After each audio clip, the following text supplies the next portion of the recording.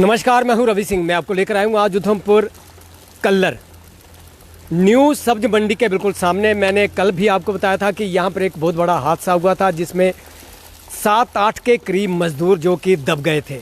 ये मैं अपने पीछे पहले मैं आपको दिखा दूं, ये वही बिल्डिंग है जो कल मैंने आपको दिखाई थी। ये सामने अब इससे ढका गया, तरपाल इस पर दिया गया है ताकि जो बाकी मलबा था वो नीचे ना आए, उस पीछे वाले मकान को कोई खतरा ना पहुंचे।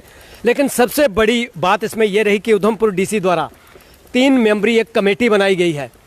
वो कमेटी इसकी जांच करेगी कि आखिर हुआ क्या, क्या इन लोगों के पास परमिशन थी, क्या इन्होंने नक्शा पास करवाया था और किस तरह से ये काम लगवाया गया। देखिए, बरसात के समय काम नहीं लगता है क्योंकि ज़मीन गिली रहती है और कभी भी कोई बड़ा हादसा हो सकता है। 3 मेंबरी जो कमेटी बनाई गई है उसके बारे में पहले आपको मैं जानकारी दे दूं। रामनगर के एसडीएम वो चेयरमैन भी हैं और आईएएस है, उन्हें चेयरमैन बनाया गया है। उसके साथ लेबर असिस्टेंट लेबर कमिश्नर उन्हें मेंबर बनाया गया है। टाउन प्लानर उन्हें मेंबर बनाया गया। ये 3 लोग इसमें रखे गए हैं। वो इसकी पूरी जांच करेंगे कि आखिर हुआ क्या। ये भी जांच की जाएगी ये मजदूर जो मारे गए हैं, क्या वो रजिस्टर थे और जिस ठेकेदार द्वारा ये काम लगवाया गया था या जो मालिक था जिसने काम लगवाया गया था, क्या उनकी ओर से कोई कार्रवाई की गई है या नहीं की गई है। लेकिन मैं आपको ये भी बताता चलूं कि कल मैंने एक इंटरव्यू किया था जिसमें समाज सेविक अमन शर्मा ने एक बहुत बड़ी बात कही थी कि 18 जनवरी को एक एप्लीकेशन दी गई थी, देखिए म्युनिसिपल कमेटी को, कि इस काम की जांच की जाए जो काम लगा हुआ है। लेकिन उसके बाद भी कोई ध्यान नहीं दिया गया। अरे मैं उधमपुर की बात करूं, उधमपुर में ऐसी कई बिल्डिंगें हैं जिनके पास ना तो नक्शा है ना ही कोई परमिशन लेकर वो बनाई गई हैं। लेकिन मैं अमन शर्मा मेरे साथ है, अमन शर्मा से मैं पूछना चाहूँगा कि इनकी जो डिमांड थी कि जांच होनी चाहिए और कमेटी का गठन किया गया है उधमपुर डीसी द्वारा। अमन जी, क्या कहेंगे कि जो डिमांड आपने 18 जनवरी को की गई थी वो आज डिमांड पूरी होगी, जिससे पहले की 2 आदमियों की जान चली गई है। देखिए, ये एक वेलकम स्टेप है कि उधमपुर जो डिस्ट्रिक्ट एडमिनिस्ट्रेशन है उन्होंने एक कमेटी बनाई है जिसमें हमारे एसडीएम रामनगर है, उन्हें चेयरमैन बनाया है। एएलसी जो असिस्टेंट लेबर कमिश्नर हैं उन्हें रखा गया है, टाउन प्लानर को रखा गया है। लेकिन मेरी सबसे पहली बात ये है कि आज मैंने देखा जैसे कि एक न्यूज़पेपर में ये खबर लगाई गई थी कि जब मैंने ये जो एप्लीकेशन लगाई थी इसके बारे में जो खबर लगाई गई थी उसके जवाब में सीओ म्यूनसिपैलिटी उधमपुर है, उन्होंने कहा है कि अमन शर्मा ने जिस बिल्डिंग की कंप्लेंट, जगह की कंप्लेंट की थी वो दूसरी जगह है बल्कि और ये पहाड़ी दूसरी है। तो मैं उन्हें बताना चाहता हूं कि आप उस फोटो को ध्यान से देखिए। जो मेल मैंने उन्हें की है उस फोटो में लॉन्गिट्यूड लैटिट्यूड पूरा लोकेशन उसमें दी गई है और सेम फोटो है, सेम एरिया का फोटो है, कोई दूसरी, क्योंकि उस वक्त ये यहाँ कोई बिल्डिंग नहीं थी, उस वक्त सिर्फ कटिंग का काम चल रहा है, इसलिए मैंने इस पूरी पहाड़ी की कटिंग की बात की थी। ठीक है, वो कहते हैं कि मैंने अलग सी की थी, लेकिन उसकी अगर आपने उसकी जांच भी की तो उसके बाद क्या कार्रवाई हुई? क्या आपने उस काम को पूरे तरीके से बंद कर दिया गया?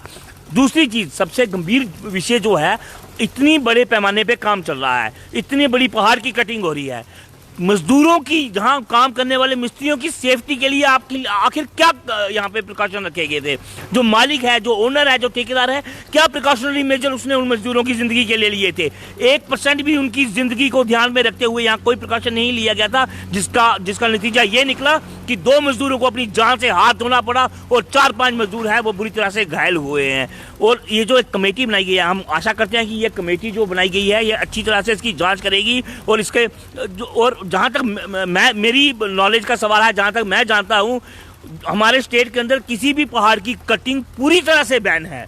परमिशन का तो सवाल ही पैदा नहीं होता, ये कटिंग पूरी तरह से बैन है। और ये जो नक्शे भी पास हुए हैं, ये मेरी कंप्लेंट करने के बाद नक्शे पास हुए हैं नहीं पास हुए हैं ये म्यूनसिपैलिटी जानती होगी, पर ये जो कार्रवाई हुई थी ये मेरी 18 जनवरी को कंप्लेंट करने के बाद इन नक्शों के लिए अप्लाई किया गया था, उससे पहले ये काम पूरी तरह से इलीगली चल रहा था। क्या मानते हैं आपके जो उधमपुर डीसी द्वारा जो कदम उठाया गया, जांच एक कमेटी बनाई गई है जांच के लिए, इसके लिए तो आप सहमत हैं कि हम डीसी उधमपुर का हम वेलकम करते हैं, हम उनका धन्यवाद करते हैं, उन्होंने जांच कमेटी बनाई। और सुनने में भी ये भी आ रहा है कि जो डिस्ट्रिक्ट एडमिनिस्ट्रेशन की तरफ से जो मरने वालों को 2.5 लाख रुपया एक्सग्रेशिया दिया जा रहा है। और ये भी एक नॉलेज में बात आई है कि जो हमारे जो लेबर कमिश्नर जो ऑफिस से, उसके लिए भी एक अच्छा खासा मुआवजा जो है मालिक को जो है वो उन्होंने एक लेटर लिखकर एक उससे मुआवजे के लिए कहा कहा गया है और एक जो जिनकी ये जमीन थी, बिल्कुल जो ऑनर है इस जगह का वो उनके द्वारा जो है उन्हें मुआवजा देना पड़ेगा। जो श्रमिक मरे हैं, जो घायल हुए हैं, उनके लिए जो है उसकी भी कार्रवाई की जा रही है और हमें आशा है कि तुरंत ही 15-20 लाख रुपया पर जो जिनकी डेथ हुई है उनको मिलेगा और ये एक अच्छा स्टेप है। लेकिन इस तरह के हादसे जो होते हैं, आखिर ये हादसे होते क्यों हैं? इन हादसों के पीछे है कौन? आखिर इन हादसों को न्योता देने के लिए, इन हादसों को बढ़ावा देने के लिए कौन जिम्मेवार है? तो इसका सीधा जवाब है, इसका जिम्मेवार वो रेवेन्यू ऑफिसर्स हैं जिन्होंने इस काम को टाइम पे नहीं रोका। वो तहसीलदार है जिसको हमने एप्लीकेशन दी, जिसने फिर भी इस काम पे कोई एक्शन नहीं लिया। वो म्यूनिसिपैलिटी का सीओ है जिसने इस काम को पूरी तरह से बैन नहीं करवाया, 3-4 दिन बंद करवाकर फिर से शुरू करा दिया। देखिए, मैं फिर दिखाना चाहूँगा कि ये वही बिल्डिंग है जो कल जिसमें 2 लोग दबकर मर गए थे। लेकिन मैं उन लोगों की भी पहचान बता दूं जिन लोगों की मौत हुई थी। ये अनिरुद्ध हैं, ये एमपी के रहने वाले थे, उम्र इनकी 42 साल थी। और एक राकेश कुमार जो कि घोलडी के रहने वाले थे। सबसे बड़ा दुख की बात यह है कि इनकी उम्र केवल 22 साल थी।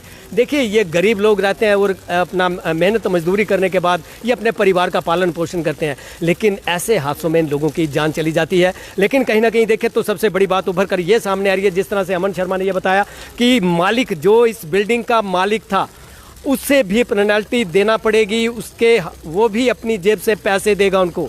जिस तरह से ये बताया जा रहा है कि वो भी पैसे देगा, सरकार तो देगी ही देगी, लेकिन ऐसे लोगों के खिलाफ भी कार्रवाई होनी चाहिए। ऐसे लोगों के खिलाफ कार्रवाई होने के बाद उन्हें भी ये मुआवजे की मांग होनी चाहिए, डिमांड होनी चाहिए कि वो उनकी जेब से भी पैसे जाए। कि 2 लोगों की जान चली गई है, एक व्यक्ति को जम्मू में दाखिल किया गया है, उसकी हालत भी गंभीर बताई जा रही है। उनकी हालत अब कैसी है कैसी नहीं ये हम नहीं जानते हैं, लेकिन हालत काफ़ी गंभीर, तो उसे जम्मू के लिए रेफर किया गया था। यहाँ पर जो लोग थे, आसपास के जो लोग थे, उनकी ओर से भी पूरी कोशिश की गई थी उन लोगों को बचाने की, लेकिन ज़मीन के नीचे वो दब गए थे, वो नहीं निकाल पाए। लेकिन मैं बात करूंगा फिर दोबारा से उधमपुर पुलिस की, जो मौके पर पहुंची, उनके द्वारा खुदाई शुरू की गई थी। SDRF, NDRF ये सभी टीमें पहुंची, BSF के लोग यहाँ पर पहुंचे, लेकिन उसके बाद भी उन 2 लोगों को नहीं बचाया गया।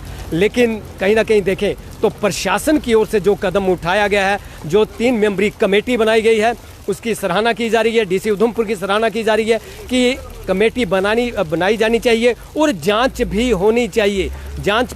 और जांच के बाद यह भी पता चलना चाहिए कि आखिर कसूरवार कौन था। कैमरामैन अजय के साथ रवि सिंह, वीरा चैनल, उधमपुर।